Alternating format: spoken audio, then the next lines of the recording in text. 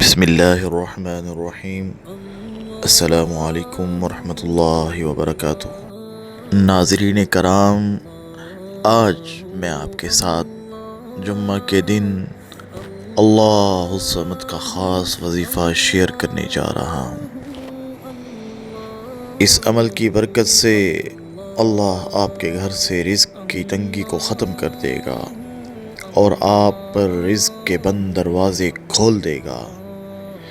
وظیفہ پڑھنے کا طریقہ یہ ہے کہ آپ نے جمعہ کے دن والآخر 7 مرتبہ درود ابراہیمی پڑھنے کے بعد 100 مرتبہ اللہ الصمد پڑھ کر ان چاولوں یا اس گندم پر دم کر دینا ہے۔